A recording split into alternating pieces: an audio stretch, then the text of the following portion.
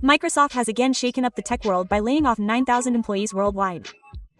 This step was taken as part of a cost efficiency strategy and a shift in focus to the artificial intelligence sector.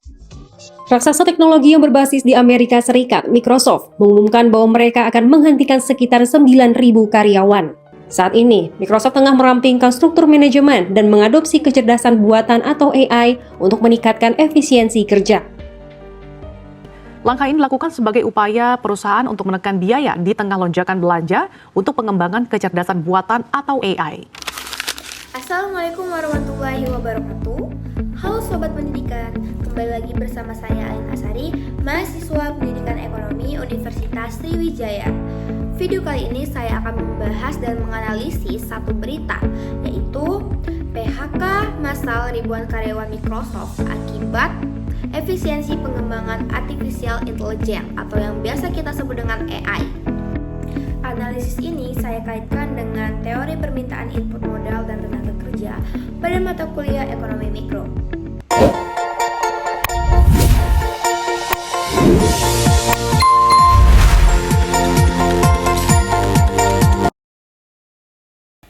Perusahaan Microsoft mengumumkan PHK besar-besaran terhadap karyawannya.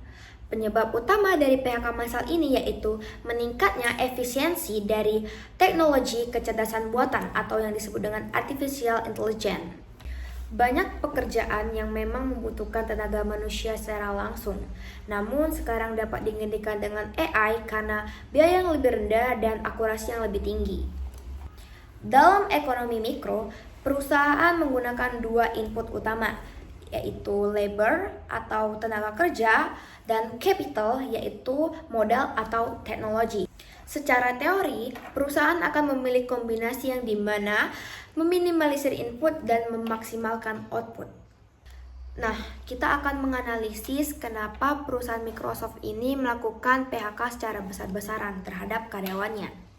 Saat teknologi AI berkembang dengan pesat, produktivitas marginal modal atau MPK meningkat secara drastis. Contohnya saja, AI dapat menulis dan mengevaluasi kode jauh lebih cepat ketimbang tenaga kerja manusia. Lalu, AI mampu mengolah data dalam skala besar, dan pekerjaan administratif itu dapat diotomatisasi dengan AI.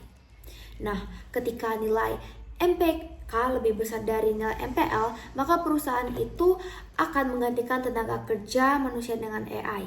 Nah, inilah yang disebut dengan substitusi input atau capital labor substitution. Nah, selanjutnya kalau dilihat dari kurva isocos dan isokan, kurva isokan itu kan merupakan kurva yang menunjukkan kombinasi berbagai input, modal, dan tenaga kerja yang dapat menghasilkan tingkat output yang sama. Nah, pada grafik isokan ini digambarkan sebagai garis melengkung menurun dari kiri atas ke kanan bawah.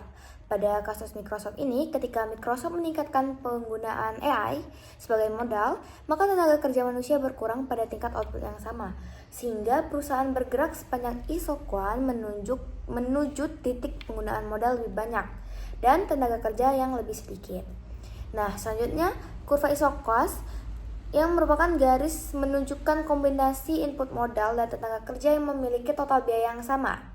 Jadi jika modal bertambah itu maka tenaga kerja yang harus dikurangi agar biaya tetap sama, sehingga garisnya menurun dari kiri atas ke kanan bawah jika digambarkan L labor sebagai fungsi kapital. Nah, dari inilah pada grafik ini terdapat satu titik perpotongan antara kurva isokos dan isokan. Nah, jadi di titik inilah kombinasi input yang paling efisien yang dipilih perusahaan. Nah, sebagai kesimpulan, kasus PHK besar-besaran di perusahaan Microsoft itu menunjukkan bagaimana perusahaan menyesuaikan kombinasi input ketika teknologi AI menjadi lebih efisien dan lebih murah dibanding tenaga kerja manusia. Berdasarkan teori permintaan input dan modal tenaga kerja, serta konsep isokon dan isokos, perusahaan akan memilih kombinasi modal dan tenaga kerja yang meminimalkan biaya produksi.